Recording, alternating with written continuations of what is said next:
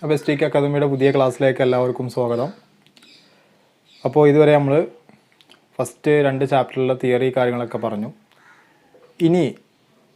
ഇന്ന് നമ്മൾ ഡിസ്കസ് ചെയ്യാൻ പോകുന്നത് പരീക്ഷയ്ക്ക് ചോദിച്ച് കാണാറുള്ള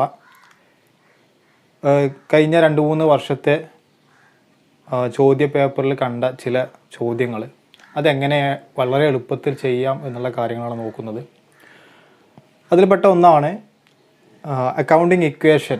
ചില ട്രാൻസാക്ഷൻ തന്നിട്ട് അക്കൗണ്ടിങ് ഇക്വേഷൻ പ്രൂവ് ചെയ്യാനും, അതുപോലെ തന്നെ ടോട്ടൽ ക്രെഡിറ്റ് സെയിൽസ് കാണാൻ, ടോട്ടൽ ക്രെഡിറ്റ് പർച്ചേസ് കാണാൻ, അതുപോലെ തന്നെ കോസ്റ്റ് ഓഫ് ഗുഡ്സ് സോൾഡ് കാണാൻ.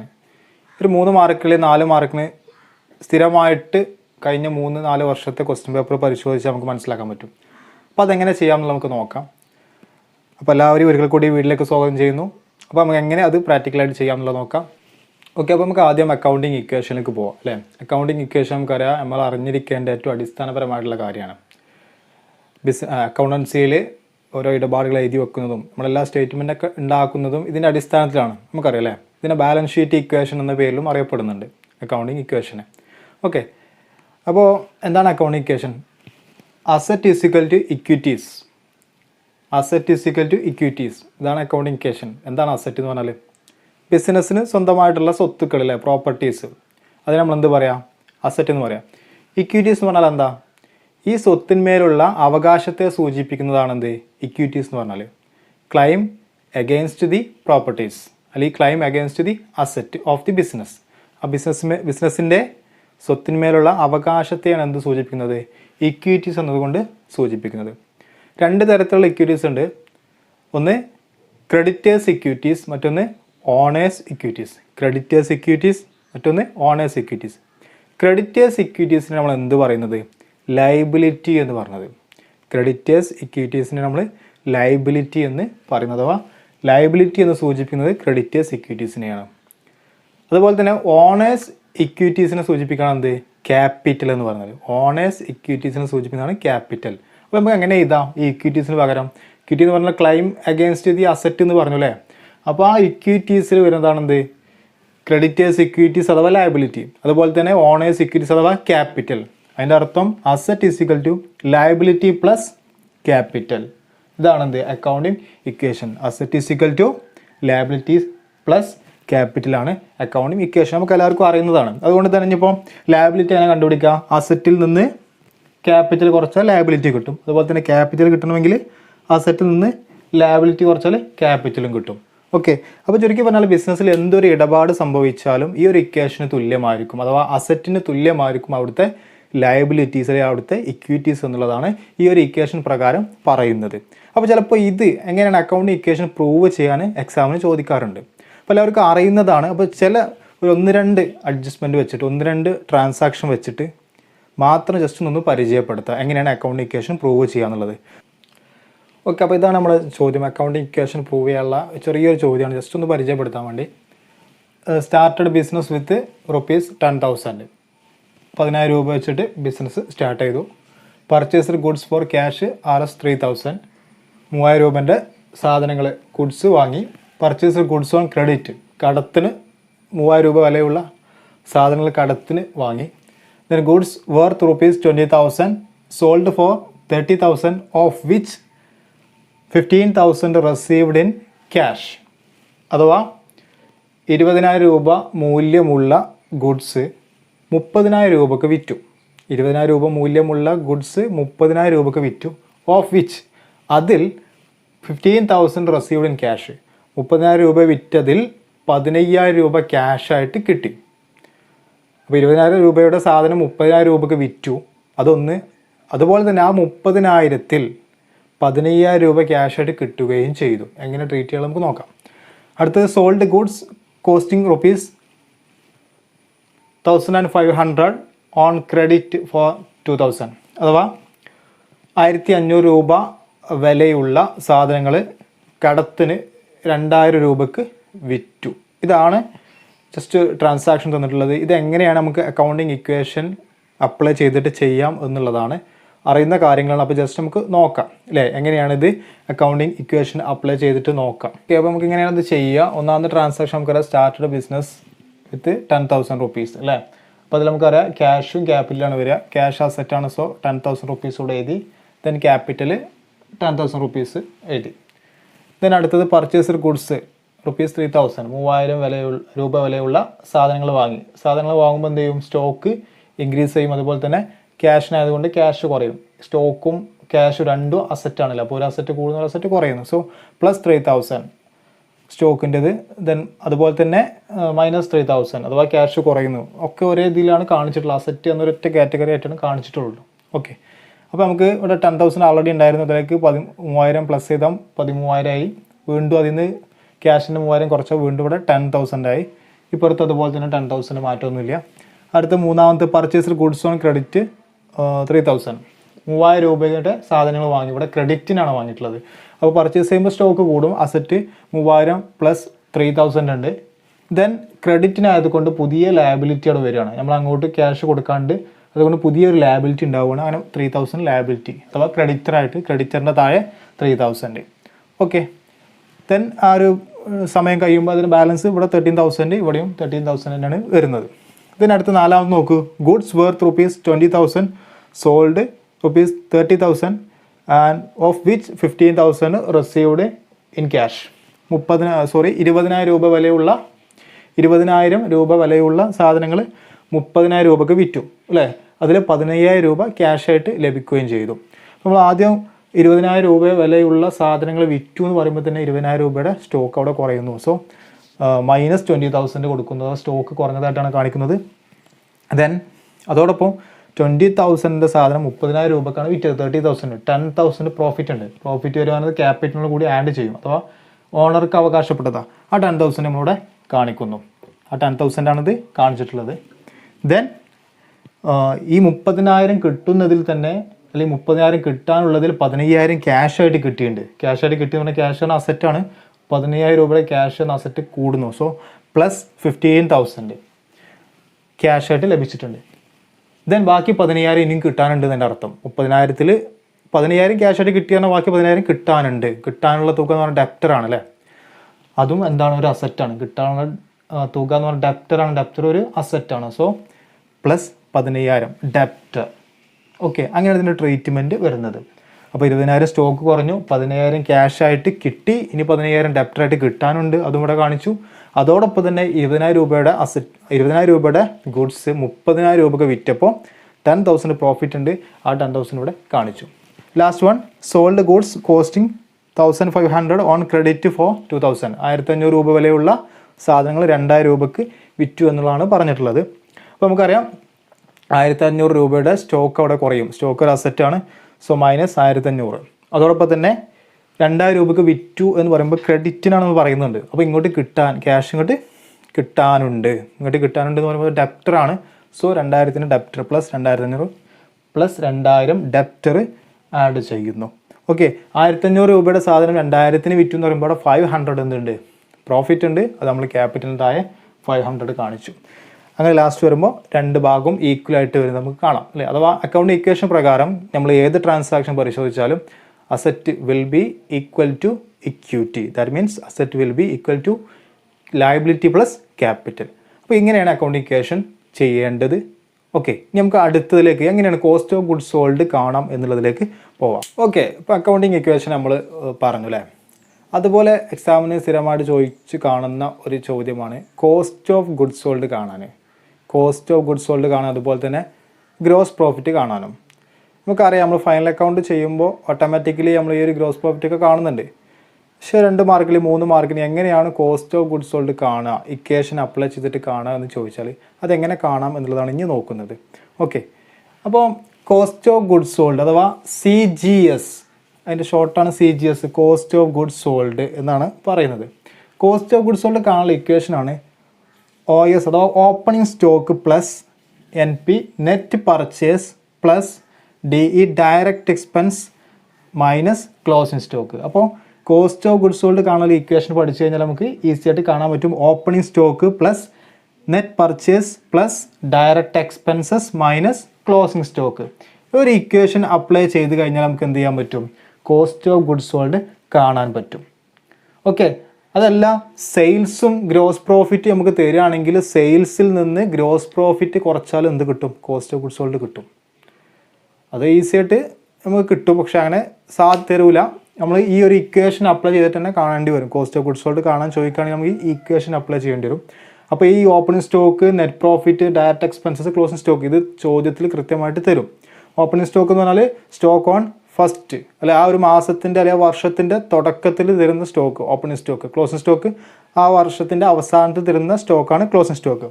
ഇത് നെറ്റ് പർച്ചേസ് അഥവാ പർച്ചേസിൽ നിന്ന് പർച്ചേസ് റിട്ടേൺ അല്ലെങ്കിൽ റിട്ടേൺ ഔട്ട്വാർഡ് കുറച്ചതാണ് എന്ത്? Net purchase. ഡയറക്റ്റ് എക്സ്പെൻസസ് എന്ന് പറഞ്ഞാൽ ഏതോ വേജസ് ആകാം, അതുപോലെ കാരേജ് ഇൻവാർഡ് ആകാം, അതുപോലെ തന്നെ ഒക്ട്രോയ്, ഫ്രൈറ്റ്, ഒരുപാട് ഡയറക്റ്റ് എക്സ്പെൻസസ് ഉണ്ട് അല്ലേ? അത് ക്വസ്റ്റ്യൻ തന്നിരിക്കുന്ന ഡയറക്റ്റ് എക്സ്പെൻസ് ഏതാണോ ഉണ്ടെങ്കിൽ അതും ആഡ് ചെയ്യാം. Minus closing stock. ഈ ഒരു ഇക്വേഷൻ അപ്ലൈ ചെയ്ത് നമുക്ക് എന്ത് കിട്ടും? കോസ്റ്റ് ഓഫ് ഗുഡ്സ് സോൾഡ് കിട്ടും. ഓക്കെ, ഇനി എങ്ങനെയാണ് ഗ്രോസ് പ്രോഫിറ്റ് കിട്ടുക? ഗ്രോസ് പ്രോഫിറ്റ് കിട്ടാൻ സെയിൽസിൽ നിന്ന് കോസ്റ്റ് ഓഫ് ഗുഡ്സ് സോൾഡ് കുറച്ചാൽ മതി. സെയിൽസിൽ നിന്ന് കോസ്റ്റ് ഓഫ് ഗുഡ്സ് സോൾഡ് കുറച്ചാൽ എന്ത് കിട്ടും? ഗ്രോസ് പ്രോഫിറ്റ് കിട്ടും. അപ്പോൾ എങ്ങനെയാണ് കോസ്റ്റ് ഓഫ് ഗുഡ്സ് സോൾഡ് കാണുന്നത്? ഇവിടെ കണ്ടു. ഈ ഒരു ഇക്വേഷൻ അപ്ലൈ ചെയ്താൽ നമുക്ക് കോസ്റ്റ് ഓഫ് ഗുഡ്സ് സോൾഡ് കിട്ടും. സെയിൽസ് ക്വസ്റ്റ്യനിൽ തന്നു കഴിഞ്ഞാൽ അത് വെച്ചിട്ട് നമുക്ക് ഗ്രോസ് പ്രോഫിറ്റ് ഈസി ആയിട്ട് കാണാൻ പറ്റും. ഓക്കെ, ഇനി ഒരു കാര്യം കൂടെ മനസ്സിലാക്കുക. ടോട്ടൽ സെയിൽസ്, ഒരു കമ്പനിയുടെ ടോട്ടൽ സെയിൽസ് എന്ന് പറഞ്ഞാൽ cash sales plus credit sales ആയിരിക്കും. നമുക്ക് എല്ലാവർക്കും അറിയാം. അപ്പോൾ ഇത്രയും കാര്യം ഒന്ന് നോട്ട് ചെയ്ത് വെക്കുക. ഈ ഒരു ഇക്വേഷൻ നിർബന്ധമായിട്ടും പഠിക്കുക. Opening stock plus net purchase plus direct expenses minus closing stock. ആ ഇക്വേഷൻ അപ്ലൈ ചെയ്ത് നമുക്ക് എന്ത് കിട്ടും? കോസ്റ്റ് ഓഫ് ഗുഡ്സ് സോൾഡ് കിട്ടും. അപ്പോൾ ഒരു എക്സാമിന് വന്ന ഒരു ചോദ്യം വെച്ചിട്ട് ഇത് എങ്ങനെ ചെയ്യുക എന്നുള്ളത് നോക്കാം. ഇതാണ് ചോദ്യം. എക്സാമിന് ഇടയ്ക്ക് ചോദിച്ച് കാണാറുള്ള കഴിഞ്ഞ 2-3 വർഷത്തെ ക്വസ്റ്റ്യൻ പേപ്പറിലൊക്കെ കണ്ടുവരുന്ന ഒരു ചോദ്യമാണ്. Compute the cost of goods sold and gross profit. Cost of goods sold കാണാതെ വഴി ഗ്രോസ് പ്രോഫിറ്റ് കണ്ടെത്താനും. കോസ്റ്റ് ഓഫ് ഗുഡ്സ് സോൾഡാണ് ഇക്വേഷൻ നമ്മൾ പഠിച്ചിട്ടുണ്ട് അല്ലേ? ഓക്കെ, അപ്പോൾ നമുക്ക് ഒരു ചോദ്യം വെച്ചിടുമ്പോൾ എങ്ങനെ ചെയ്യാൻ നോക്കാം. അപ്പോൾ ആദ്യം ഗ്രോസ് പ്രോഫിറ്റ് കിട്ടണം അല്ലേ? ഗ്രോസ് പ്രോഫിറ്റ് കാണാനുള്ള ഇക്വേഷൻ നമുക്കറിയാം. GP = sales minus CGS. CGS എന്ന് പറഞ്ഞാൽ കോസ്റ്റ് ഓഫ് ഗുഡ്സ് സോൾഡ്. പക്ഷേ അതിന് ആദ്യം ഇവിടെ എന്ത് കിട്ടണം? കോസ്റ്റ് ഓഫ് ഗുഡ്സ് സോൾഡ് കിട്ടണം. ഓക്കെ, അപ്പോൾ ആദ്യം നമുക്ക് കോസ്റ്റ് ഓഫ് ഗുഡ്സ് സോൾഡ് കാണാം. CGS എന്നെ കാണാം. CGS = opening stock. നമുക്കറിയാലോ, opening stock plus purchase, net purchase plus direct expenses minus closing stock. ഇതാണ് നമ്മുടെ equation. Cost of goods sold കാണാനുള്ള equation opening stock plus net purchase plus direct expenses minus closing stock. Okay, നമുക്ക് നോക്കാം. ആദ്യം opening stock അല്ലേ? തന്നിരിക്കുന്ന question നോക്ക്. Stock on 1/1/17, 2017 January 1 stock. അതാണ് ഓപ്പണിംഗ് സ്റ്റോക്ക്. ഓക്കെ, നമുക്ക് ഇത് എത്ര ഉള്ളത്? 60,000. അപ്പോൾ ഓപ്പണിംഗ് സ്റ്റോക്ക് നമുക്ക് 60,000 plus net purchase. Net purchase എന്ന് പറഞ്ഞാൽ എന്താ? പർച്ചേസ് എന്നാണോ നോക്കുക. പർച്ചേസ് എത്ര? 3 lakh ഉണ്ട്. നെറ്റ് പർച്ചേസ് എന്ന് പറഞ്ഞാൽ എന്താ? പർച്ചേസിന് പർച്ചേസ് റിട്ടേൺ കുറച്ചത്. പർച്ചേസ് റിട്ടേൺ ക്വസ്റ്റ്യനിലുണ്ടോ? പർച്ചേസ് റിട്ടേൺ ക്വസ്റ്റ്യനിലുണ്ട്. സോ നെറ്റ് പർച്ചേസ് എന്ന് പറഞ്ഞാൽ purchase minus purchase return. 3 lakh 2,000 കുറച്ചാൽ 2,98,000 അഥവാ 2,98,000. എങ്ങനെയാണ് കിട്ടിയത്? 3 lakh മൈനസ് റിട്ടേൺ 2,000. സോ ഇപ്പോൾ നെറ്റ് പർച്ചേസ് കിട്ടി നമുക്ക് അല്ലേ? ഇനി ഡയറക്റ്റ് എക്സ്പെൻസസ്. ഈ ക്വസ്റ്റ്യനിൽ ഏതൊക്കെയാണ് ഡയറക്റ്റ് എക്സ്പെൻസ് ഉള്ളത്?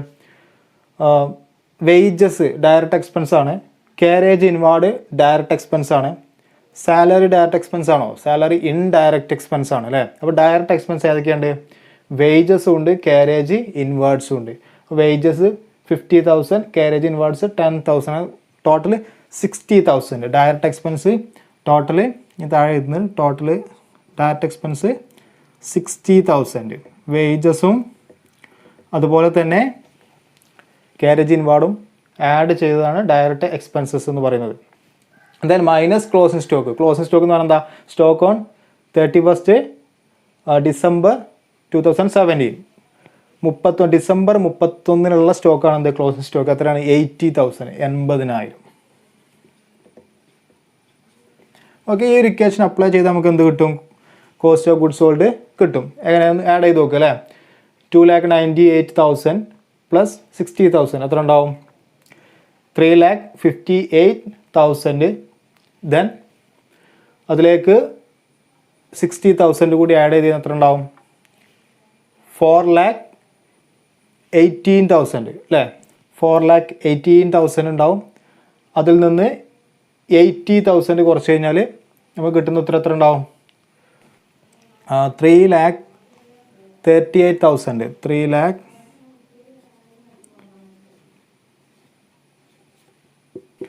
3,38,000 ആണ് എന്ത് കിട്ടുക? കോസ്റ്റ് ഓഫ് ഗുഡ്സ് സോൾഡ് നമുക്ക് കിട്ടുക. കോസ്റ്റ് ഓഫ് ഗുഡ്സ് സോൾഡ് കിട്ടി അല്ലേ? ഇനി നമുക്ക് എന്ത് ചെയ്യേണ്ടത്? സെയിൽസ് നമുക്കറിയാലോ, ഗ്രോസ് പ്രോഫിറ്റ് കാണാനുള്ള ഇക്വേഷൻ സെയിൽസ് ഇവിടെ 4 lakh ഉണ്ട്.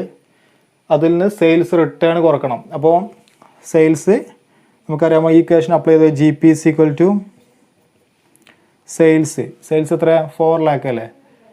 4 lakhൽ നിന്ന് സെയിൽസ് റിട്ടേൺ 3,000 കുറച്ച് 3,97,000. Sales minus CGS. Sales 3 lakh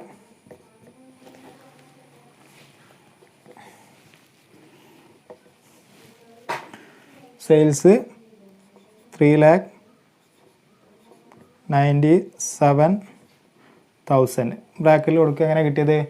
sales ഇവിടെ 4 lakh ഉണ്ടായിരുന്നു, minus sales return 3,000 minus CGS നമ്മൾ കണ്ടെത്തി എത്ര? 3,38,000. ഇത് ലെസ് ചെയ്ത് കഴിഞ്ഞാൽ അഥവാ 3,90,000 നിന്ന് 3,38,000 കുറച്ചാൽ നമുക്ക് എത്ര എന്ത് കിട്ടും? ഗ്രോസ് പ്രോഫിറ്റ് നമുക്ക് കിട്ടും. ഓക്കെ, അപ്പോൾ കിട്ടുന്ന ആൻസർ നമുക്ക് 3,97,000 നിന്ന് 3,38,000 കുറച്ച് കഴിഞ്ഞാൽ നമുക്ക് കിട്ടുക 59,000 ഗ്രോസ് പ്രോഫിറ്റ് ആയിട്ട് കിട്ടുക. നമുക്ക്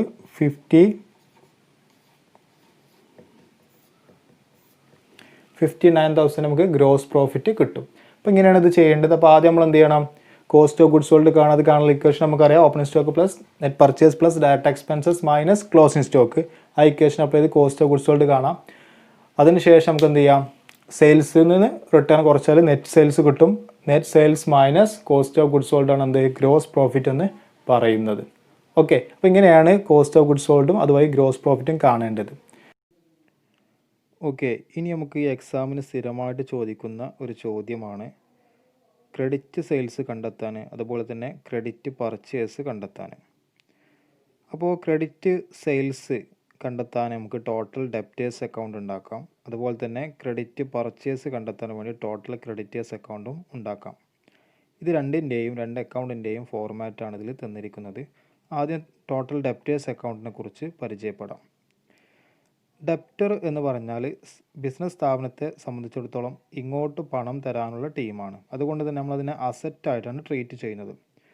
അതുകൊണ്ട് ബിസിനസ്സിൻ്റെ ഡെപ്റ്റർ അഥവാ ഇങ്ങോട്ട് പണം തരാനുള്ള അല്ലെങ്കിൽ പണം കുറയാൻ കാരണമാകുന്ന കാര്യത്തെ ക്രെഡിറ്റ് ചെയ്യുക. അഥവാ കമ്പനിയുടെ ഡെപ്റ്റേഴ്സ് കുറയാൻ കാരണമാകുന്ന കാര്യങ്ങളാണ് ക്രെഡിറ്റ് ചെയ്യുന്നത്. ഓരോന്നെടുത്ത് പരിശോധിച്ചാൽ അത് വ്യക്തമാകും. ക്യാഷ് റെസീവ്ഡ് അഥവാ തരാനുള്ളതിൽ നിന്ന് തന്നിട്ടുള്ള എമൗണ്ട് അത് നമ്മൾ ക്രെഡിറ്റ് ചെയ്തു. കാരണം അത്രയും തുക തന്നതുകൊണ്ട് കൂടി ഡെപ്റ്റേഴ്സ് കുറയുകയാണ്. അതുപോലെ തന്നെ ബിൽസ് റെസീവ്ഡ് ഇങ്ങോട്ട് പണം തരാനുള്ള പാർട്ടി നമുക്ക് ബില്ല് ഇഷ്യൂ ചെയ്തു, ബിൽസ് റെസീവ്ഡ്. അപ്പോൾ അത്രയും തുക നമുക്ക് കിട്ടി എന്നാണ് അതുകൊണ്ട് കണക്കാക്കുന്നത്. അടുത്ത ഡിസ്കൗണ്ട് അലൗവ്ഡ് അഥവാ ഇങ്ങോട്ട് പണം തരാനുള്ള ആളുകൾക്ക് നമ്മൾ അങ്ങോട്ട് ഡിസ്കൗണ്ട് കൊടുത്തു, ഇത്രയും തുക നിങ്ങൾ തരണ്ട എന്ന് പറഞ്ഞതുകൊണ്ട്. അതുകൊണ്ട് തന്നെ അത്രയും തുക നമുക്ക് ലഭിക്കുകയില്ല, അത് ഡെപ്റ്റേഴ്സ് കുറയാൻ വീണ്ടും കാരണമായി. ബാഡ് ഡെപ്റ്റ് എന്ന് പറഞ്ഞാൽ നമുക്ക് പണം തരാനുള്ള ആളുകൾ അതിൽ നിന്ന് ചില എമൗണ്ട് കിട്ടുകയില്ല എന്ന് നമുക്ക് ഉറപ്പാകുകയാണെങ്കിൽ അതിനെ ബാഡ് ഡെപ്റ്റ് എന്ന് പറയും. അപ്പോൾ അത്രയും തുക നമുക്ക് വീണ്ടും ലഭിക്കുകയില്ല, അതും ഡെപ്റ്റേഴ്സ് കുറയാൻ കാരണമായതുകൊണ്ട് നമ്മൾ ക്രെഡിറ്റ് ചെയ്യുന്നു. മറ്റൊന്ന് സെയിൽസ് റിട്ടേൺ എന്ന് പറഞ്ഞാൽ നമ്മൾ വിറ്റ സാധനം തിരികെ നമുക്ക് തന്നെ ലഭിക്കുകയാണ്. സോ അത്രയും തുക വിറ്റതിൽ തിരിച്ച് കിട്ടിയതുമായി ബന്ധപ്പെട്ട അത്രയും തുക നമുക്ക് ലഭിക്കുകയില്ല, അതുകൊണ്ട് അതും സെയിൽസ് റിട്ടേണും ക്രെഡിറ്റ് സൈഡിൽ വരുന്നു. പിന്നെ ഡെപ്റ്റേഴ്സ് അക്കൗണ്ട് അസറ്റ് ആയതുകൊണ്ട് തന്നെ ഓപ്പണിംഗ് ബാലൻസ് ഡെബിറ്റ് സൈഡിലാണ് കൊടുക്കുക. അതാണ് balance brought down. Opening balance debit സൈഡിലായതുകൊണ്ട് ക്ലോസിംഗ് ബാലൻസ് ക്രെഡിറ്റ് സൈഡിലായിരിക്കും. ഇങ്ങനെ ഇതെല്ലാം എഴുതിയതിന് ശേഷം നമ്മൾ ബാലൻസ് ചെയ്താൽ നമുക്ക് കിട്ടുന്ന ബാലൻസിങ് ഫിഗറാണെന്ത് ക്രെഡിറ്റ് സെയിൽസ് എന്ന് പറയുന്നത്. ഓക്കെ, ഇനി നമുക്ക് ടോട്ടൽ ക്രെഡിറ്റേഴ്സിനെ കുറിച്ച് നോക്കാം. നമുക്കറിയാം ടോട്ടൽ ക്രെഡിറ്റേഴ്സ് എന്ന് പറയുമ്പോൾ നമ്മൾ കടത്തിന് വാങ്ങിയിട്ടുണ്ടെങ്കിൽ നമ്മൾ അങ്ങോട്ട് പണം കൊടുക്കേണ്ടി വരും. അതുകൊണ്ട് തന്നെ നമ്മൾ അങ്ങോട്ട് പണം കൊടുക്കാനുള്ളത് കൊണ്ട് നമുക്ക് ബാധ്യതയാണ് അല്ലേ, അങ്ങോട്ട് പണം കൊടുക്കാനുള്ളത് കൊണ്ട് ബാധ്യതയാണ്. അപ്പോൾ സാധാരണ കടത്തിന് വാങ്ങുമ്പോഴാണ് പുതിയ ബാധ്യത സൃഷ്ടിക്കപ്പെടുന്നത്. അപ്പോൾ നമ്മൾ ക്രെഡിറ്റേഴ്സ് അഥവാ നമ്മുടെ ബാധ്യത കുറയുന്നതുമായി ബന്ധപ്പെട്ട കാര്യങ്ങളാണ് ഇതിൻ്റെ ഡെബിറ്റ് സൈഡിൽ വന്നിട്ടുള്ളത്. ലയബിലിറ്റി കുറഞ്ഞാൽ ഡെബിറ്റ് ചെയ്യണം എന്നുള്ള തത്വം നമുക്കറിയാം. സോ നമ്മുടെ ബാധ്യത അതിന് കൊടുക്കാനുള്ള തുക കുറയുന്നതുമായി ബന്ധപ്പെട്ട കാര്യങ്ങൾ ഈ അക്കൗണ്ടിൻ്റെ ഡെബിറ്റ് സൈഡിൽ. പർച്ചേസ് റിട്ടേൺ ഒന്ന്, ആദ്യത്തെ നോക്കുക ക്യാഷ്, അത് നമ്മൾ കൊടുക്കാനുള്ളതിൽ കൊടുത്തത് അത്രയും ബാധ്യത കുറഞ്ഞത് കൊണ്ട് നമ്മൾ ഡെബിറ്റ് ചെയ്തു. മറ്റൊന്ന് പർച്ചേസ് റിട്ടേൺ, നമ്മൾ വാങ്ങിയ സാധനം തിരിച്ച് അവർക്ക് സപ്ലൈസിന് തന്നെ തിരിച്ചു കൊടുത്തു. അപ്പോൾ അത്രയും തുക നമ്മൾ വീണ്ടും കൊടുക്കേണ്ട. സോ അത്രയും ബാധ്യത വീണ്ടും കുറഞ്ഞു, അതുകൊണ്ട് ഡെബിറ്റ് ചെയ്തു. മറ്റൊന്ന് ഡിസ്കൗണ്ട് റിസീവ്ഡ്. ഡിസ്കൗണ്ട് റിസീവ്ഡ് നമുക്ക് ഇങ്ങോട്ട് ഡിസ്കൗണ്ട് ലഭിച്ചു, അഥവാ നമ്മൾ കൊടുക്കാനുള്ള തുകയിൽ നിന്ന് കുറച്ച് തുക നൽകേണ്ടതില്ല എന്ന് നമുക്ക് അറിയിപ്പ് കിട്ടിയാൽ അത്രയും തുക നമുക്ക് അത്രയും ബാധ്യത കുറഞ്ഞു, അതുകൊണ്ട് അതും ഡെബിറ്റ് ചെയ്തു. മറ്റൊന്ന് BP ഇഷ്യൂഡ് അഥവാ ബിൽസ് പേയബിൾ ഇഷ്യൂഡ്. കൊടുക്കാനുള്ള തുകയിൽ പകരമായിട്ട് കുറച്ച് തുക നമ്മൾ ബിൽസ് പേയബിളായിട്ട് നൽകി, അഥവാ BP ഇഷ്യൂഡ്. അപ്പോൾ അത്രയും ബാധ്യത വീണ്ടും കുറയുന്നു. ഇനി നോക്കുക ക്രെഡിറ്റേഴ്സ് അക്കൗണ്ട്. ക്രെഡിറ്റർ എന്ന് പറഞ്ഞാൽ ലയബിലിറ്റി ആയതുകൊണ്ട് തന്നെ ഇതിൻ്റെ ഓപ്പണിംഗ് ബാലൻസ് ക്രെഡിറ്റ് സൈഡിലാണ് വരിക, ബാലൻസ് ബ്രോഡ് ഡൗൺ. അതുകൊണ്ട് തന്നെ ക്ലോസിംഗ് ബാലൻസ് ഡെബിറ്റ് സൈഡിലാണ് ഉണ്ടാവുക. ഇത്രയും കാര്യങ്ങളാണ് ഇതിൽ നിന്ന് മനസ്സിലാക്കേണ്ടത്. ഇപ്പോൾ ഈ ഒരു ഫോർമാറ്റ് കൃത്യമായിട്ട് മനസ്സിലാക്കി നമുക്കിതിൻ്റെ പ്രോബ്ലം ചെയ്യാവുന്നതേ ഉള്ളൂ. അപ്പോൾ ഇതിലൂടെ നമ്മൾ ഈ രണ്ട് ഫോർമാറ്റുകൾ നമ്മൾ മനസ്സിലാക്കി. ഇനി ഇതിൽ എക്സാമിന് വന്ന ഒരു ചോദ്യം അഥവാ ക്രെഡിറ്റ് സെയിൽസിലേക്കുള്ള ഒരു ചോദ്യമാണ് നമ്മളിനി ഡിസ്കസ് ചെയ്യാൻ പോകുന്നത്. അപ്പോൾ അതിൻ്റെ ചോദ്യം എങ്ങനെയാണ് ഇത് ചെയ്യുന്നത് നമുക്ക് പ്രോബ്ലത്തിലൂടെ മനസ്സിലാക്കാം.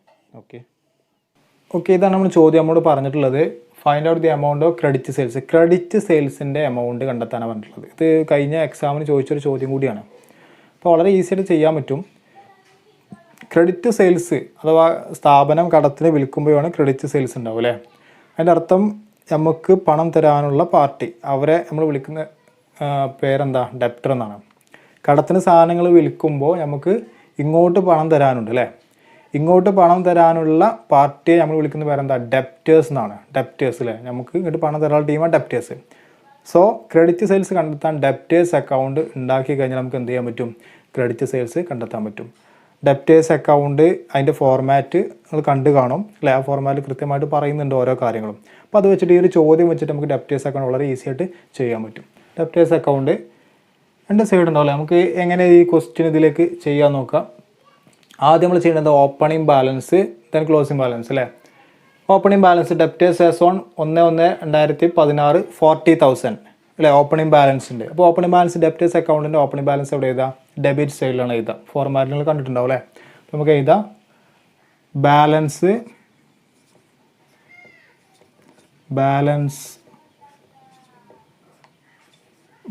Broad down. എത്ര എമൗണ്ട്, 40,000 അല്ലേ. ഇനി അടുത്ത നോക്ക്, നമുക്കിവിടെ ക്ലോസിംഗ് ബാലൻസ് ഉണ്ട് അല്ലേ. Debtors as on 31 December 2016 2016 December 31 പ്രകാരം ക്ലോസിംഗ് ബാലൻസ് 50,000 ഉണ്ട്. അത് വേണം നമുക്കിവിടെ എഴുതാം ബാലൻസ് ക്യാരി ഡൗൺ. ബാലൻസ്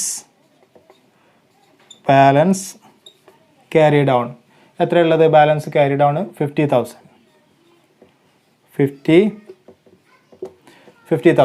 ഇനി നമുക്ക് ഓരോ നോക്കാം.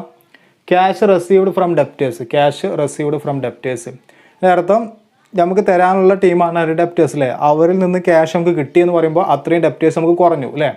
അപ്പോൾ ഡെപ്റ്റേഴ്സ് അക്കൗണ്ട് ഉണ്ടാക്കുന്നത് ഡെപ്റ്റർ ഒരു അസറ്റാണ്. അപ്പോൾ അത്രയും അസറ്റ് നമുക്ക് കുറഞ്ഞു. അസറ്റ് കുറയുമ്പോൾ സ്വാഭാവികമായിട്ട് നമ്മൾ എന്ത് ചെയ്യണം, ക്രെഡിറ്റ് ആണ് ചെയ്യുക. ഓക്കെ, നമുക്ക് ഡെപ്റ്റേഴ്സ് അത്രയും കുറയുന്നത് കൊണ്ട് തന്നെ എന്ത് ചെയ്യും, ക്രെഡിറ്റ് സൈഡിലാണ് കാണിക്കുക. So cash received from debtors, cash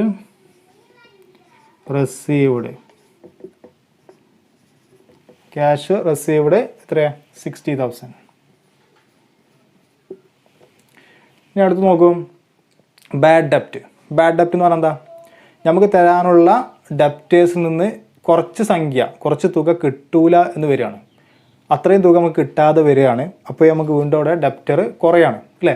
അപ്പോൾ അതാണ് ബാഡ് ഡെപ്റ്റ്. അപ്പോൾ അതുകൊണ്ട് ബാഡ് ഡെപ്റ്റ് അവിടെ തന്നെ എഴുതാം. ഡെപ്റ്റേഴ്സ് അക്കൗണ്ടിൻ്റെ ക്രെഡിറ്റ് സൈഡിലാണ് വരിക.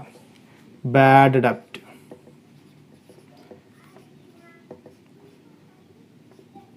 ബാഡ് ഡെപ്റ്റ് 5000. ഇനി എന്താ, ഡിസ്കൗണ്ട് അലൗഡ് എന്നാണ് പറഞ്ഞത് അല്ലേ. ഡിസ്കൗണ്ട് കൊടുത്തു, അതിൻ്റെ അർത്ഥം സ്ഥാപനം നമ്മൾ ഡിസ്കൗണ്ട് കൊടുത്തു. നമ്മളിപ്പോൾ ഡിസ്കൗണ്ട് കൊടുക്കുക, ക്യാഷ് ഇങ്ങോട്ട് തരാനുണ്ടാകുമ്പോഴാണ് നമ്മൾ അവർക്ക് ഡിസ്കൗണ്ട് അങ്ങോട്ട് കൊടുക്കാൻ പറ്റുള്ളൂ അല്ലേ. അതുകൊണ്ട് ഡിസ്കൗണ്ട് അലൗഡ് 4000 രൂപ ഡിസ്കൗണ്ട് കൊടുത്തിട്ടുണ്ട്. അതിൻ്റെ അർത്ഥം കിട്ടാനുള്ള ക്യാഷിൽ നിന്ന് 4000 രൂപ നമ്മൾ കുറച്ച് കൊടുക്കുകയാണ്, നിങ്ങൾ തരണ്ടെന്ന് പറഞ്ഞിട്ട്. അപ്പോൾ അതും നമ്മളെ സംബന്ധിച്ചോളം അത്രയും ക്യാഷ് കിട്ടാനുള്ളത് കുറയാണ്, അഥവാ ഡെപ്റ്റേഴ്സ് അത്രയും തുക, ഡെപ്റ്റേഴ്സിൻ്റെ തുക കുറയാണ്. അതുകൊണ്ട് അതും എന്താണ്, ക്രെഡിറ്റ് സൈഡിലാണ് എഴുതുക. Discount allowed. ഡിസ്കൗണ്ട് അലൗഡ് എത്ര, 4000. ഓക്കെ. അപ്പോൾ ഓപ്പണിംഗ് ബാലൻസ് എഴുതി, ക്ലോസിംഗ് ബാലൻസ്, ക്യാഷ് റിസീവ്ഡ് അഥവാ ഡെപ്റ്റേഴ്സിന് കിട്ടിയത് എഴുതി, അതുപോലെ തന്നെ ബാഡ് ഡെപ്റ്റ് കിട്ടില്ല എന്ന് ഉറപ്പുള്ളത്, ഡിസ്കൗണ്ട് അവിടെ നമ്മൾ കൊടുത്ത ഡിസ്കൗണ്ട്, ഇതൊക്കെ എഴുതി അല്ലേ. ഇത്രയും കാര്യങ്ങളാണ് ഇതിൽ പറഞ്ഞിട്ടുള്ളത്. നമുക്ക് എന്ത് ചെയ്യാം, ബാലൻസ് ചെയ്യാം. ഇതൊന്ന് ആഡ് ചെയ്ത് നോക്കില്ലേ. 60,000 ഇവിടെ 50,000, 1,10,000 ആയി. ദെൻ 1,19,000 അല്ലെ, 1,19,000 ആണ് ഇത് ഉണ്ടാവുക. 1,19,000.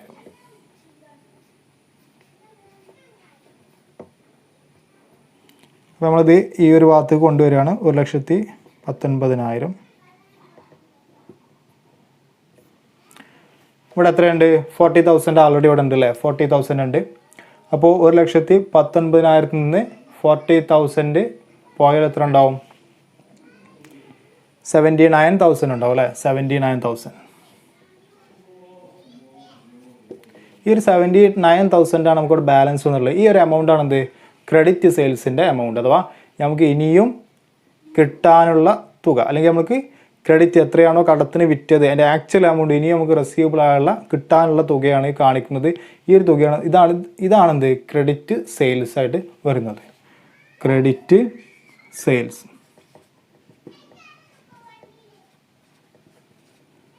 ക്രെഡിറ്റ് സെയിൽസ് പറഞ്ഞത് 79,000 ആണ്. അപ്പം ഇങ്ങനെയാണ് നമ്മൾ എന്ത് ചെയ്യുക, ഡെപ്റ്റേഴ്സ് അക്കൗണ്ട് ചെയ്യുന്നത്. വളരെ ഈസി ആയിട്ട് നമുക്ക് ചെയ്യാൻ പറ്റും. ഈ ഒരു ഫോർമാറ്റും അതിൻ്റെ കാര്യങ്ങൾ അറിഞ്ഞാൽ നമുക്ക് ഈസി ആയിട്ട് ചെയ്യാൻ പറ്റും. അപ്പോൾ ഇന്നത്തെ വീഡിയോയിൽ നമ്മൾ ചെയ്തത് അക്കൗണ്ടിങ് ഇക്വേഷൻ സാധാരണ എക്സാമിന് ചോദിക്കുന്നതാണ്. അതുപോലെ തന്നെ കോസ്റ്റ് ഓഫ് ഗുഡ്സ് സോൾഡ് കാണാൻ, അതുപോലെ ഗ്രോസ് പ്രോഫിറ്റ്, അതുപോലെ തന്നെ ഡെപ്റ്റേഴ്സ് അക്കൗണ്ട്, ക്രെഡിറ്റേഴ്സ് അക്കൗണ്ട്, ഇത്രയും കാര്യങ്ങൾ പഠിച്ചിട്ടുള്ളത്. കഴിഞ്ഞ മുൻ വർഷത്തെ പരീക്ഷകളൊക്കെ കണ്ടുവന്ന ചോദ്യങ്ങൾ ഏതായാലും ഇതിലേതെങ്കിലും 2 എണ്ണം എന്തായാലും വരും, നമുക്ക് പ്രതീക്ഷിക്കാം. അപ്പോൾ എല്ലാവരും കൃത്യമായിട്ട് മനസ്സിലാക്കുക. അപ്പോൾ ക്ലാസ്സിൽ നമുക്ക് വീണ്ടും കണ്ടുമുട്ടാം.